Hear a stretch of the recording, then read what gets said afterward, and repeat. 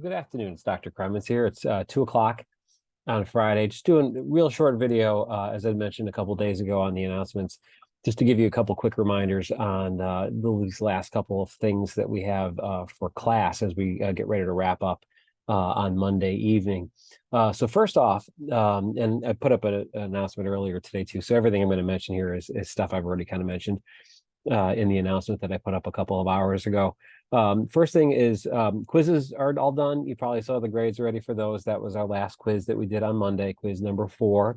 So I'll give you those back on Monday, but the grades were already put in on Tuesday. And then the comments and the edits and suggestions for paper number 4, I also put in on Tuesday. So those are all set. And as I mentioned on Monday, let me talk a little bit about that first, and then I'll talk about the last in-class writing that we're going to do on Monday. For the edits, just follow the notes that I gave you. You don't have to do anything beyond those notes unless there's anything you see that you want to change. They all have grades on them, so you'll see where you're at in terms of the the amount of work you might have left to do. And as always, my comments and my suggestions are as specific as possible. I try to tell you what to add if there's things that need to be rearranged. I've done that. I've given you suggestions also on any parts of the essay that might need an additional source or a rearrangement of the sources. So it's very specific. As I said on Monday, and as I mentioned in the directions for this paper, what I'd recommend is do some of the smaller corrections first. So click and check off and accept any of the smaller editing corrections that I made. Once you do that, you'll kind of get a better sense of the longer corrections or edits that I've suggested, and then you can kind of tackle those next. And that would include the works cited if there's any issues with that. So don't forget to check that over. And as I mentioned in Monday's class, you can use the checklist that's on the directions for paper number 5, just to make sure that you have everything. That kind of reinforces some of the ideas that we've been working on with this paper, which again is a miniature research paper that'll help you get ready not only for other classes, but also for your English 102 class, especially if you're taking that, in the fall semester sometime next year. So those are there. Again, please email me if you have any questions. The due date for that, as I mentioned, in the updates and a few days ago, is midnight tomorrow. That's Saturday, the 22nd. And that just gives me time to get those back to you by the time I see you for class on Monday, so that way you're just doing those final edits. Like I said, we did a lot of the heavy lifting for this paper in the last 2 versions of it, the midterm and paper number 4. So this is just sort of the last, cleanup of the paper. So some of you might not have a ton to do on it if you'd had a lot of time, to do in the earlier version of the paper. Some of you might have a little bit more to do depending on, what I'd suggested or what state that the paper was in. So take your time with it. Like I said, send me an email if you have any questions, and I'll have those papers back to you by the time we start the week. Now, second of all, and I just put this up on our announcement as well, on Monday we do the last in-class writing for the semester. That's our last assignment. It's worth the last 10% of the grade for the class, and it's going to be in 2 parts. So when you come into class on Monday, please make sure that you do have your laptop. If you don't have one, or you don't have something you can type on in the classroom, let me know. We can figure something out. But these I ask you to do with Google Docs. It's easier for me to put my comments in. And as I mentioned last class, it also lets me give you the final average for the semester. So I'll give you the grade for this particular assignment. And then I'll also put your final numerical grade, which you'll see in Blackboard anyway, as I put the grades in. And also the final letter grade. I always put that at the end of these particular assignments. So you want to make sure to do these electronically. And there's 2 parts to it. You're going to get prompts for both. So when you come into class on Monday, I'll give you the 2 prompts. You'll have those in front of you so that you can kind of work on them. And you can take notes on the handouts that I'm going to give you. First part has 2 sections or 2 questions on it. You just pick one of them. One of them is a revision option. It would give you some credit towards the original version of the paper if you're trying to bring that grade up. That only covers the first 3 assignments, so shorter essays we did in the first half of the term. And basically what I'll ask you to do, and I should mention that the questions themselves will have an outline in them. So it'll tell you exactly where I want you to put certain ideas or what I want you to respond to.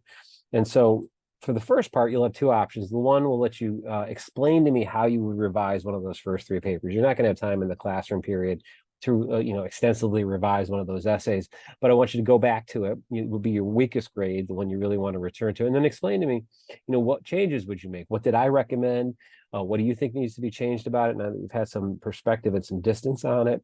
And as I said, there'll be a little outline with the question that'll explain to you what questions I want you to answer in the response. It's usually about 4 paragraphs, like a short response essay. And it's going to be very specific. The only thing you have to worry about is just sitting down and writing. Everything else is going to be there for you as a kind of safety net as well with the questions that I'll give you. The other option, if your grades were really consistent across the first 3 papers, or if you don't want to go back and think about a revision of any of them, the other option for that first half will be a 4-paragraph response where I ask you to reflect on the work that you did in not just in the first 3 papers, but over the course of the semester. It's very similar to what we did in the little writing that we completed around the time of the second quiz. So that might be something to take a look back on. Some of you hand wrote that, and some of you did it, over Google Docs. So just take a look at it. That was kind of a review of the first half of the semester. So the second option for the first part is just to kind of give me a reflection. Like, what did you think of your writing? What do you think what was your strongest paper this semester? Which one, if you had a chance, would you go back to? And so that's the second option for the first part. And both of those options are the same length. They're 4 paragraphs long. Only the revision one carries some revision credit with it. I'll talk about that more on Monday night. Basically what I do, if you give me a really good plan and a good response and assessment of what you did on one of those earlier papers, I'll give you credit towards the original essay. Oftentimes what happens is if that essay is good enough anyway, it brings up your grade regardless, because it is the last 10% of the grade for the class. So that's the first part. Now, the second part is going to be more narrative. Now, that one, the best way to prepare for that is just to take a look again at the Sandra Cisneros essay, A Girl Called Daydreamer, which we went through. We read it over together. We discussed it last Monday. And so the second part of it, which will be about a 2 or 3 paragraph response, really concise. The bulk of this is really the first half where you're doing that self-assessment. But the second part of it will just ask you to, think about some of the themes in the Sandra Cisneros piece, and in those other 2 pieces that I mentioned, both Deep in the Homeroom of Doom by Jamila Woods, and the John Porcellino piece from Prairie Pothole about his 5th grade experience. As you can see, all those pieces are about the different teachers that these artists and writers have had. So that's going to be more narrative. That's about as much as I'll say about it for now. Like I said, if you've read the Sandra Cisneros piece or you were there with us, and when we went through it last Monday in class, you'll be fine on that. It's not an objective test. There's not multiple choice on it. It's another short writing piece. So basically what will happen on Monday is, you'll have about 4 paragraphs for the first part, about 2 paragraphs for the second answer, which altogether gives you about 6 paragraphs overall, and you'll have plenty of time to finish it. Whenever I do this assignment, it's very rare that I have folks that need extra time to finish it. If that happens, I can let you wrap up some of it at home, but it really is designed to be an in-class writing. You finish there. In most cases, it doesn't even take the whole, 2 hours or 2.5 hours that we have in a class like this. So, that's what we're working on Monday. That'll be the last class. I'll talk, when we get started on Monday evening, I'll also mention about grades. I'll be posting those by the middle of next week, and also submitting those to the registrar. So you'll have your grades, by the end of the week. So it'll be all wrapped up. You can go off and enjoy your, the rest of your summer vacation, before the fall semester, as we wrap up this class. So if you have any questions, as I said, email me, send me an email over the weekend. When you finish up the edits on paper 4 as you're turning it into paper 5, just send me a quick email saying, Dr. Cremins, the edits are done. It's all ready for you to grade. So just do that when you get a chance. And in the meantime, have a nice weekend, and I will see you on Monday as we wrap up the semester. So see you then, and have a good rest of the day today.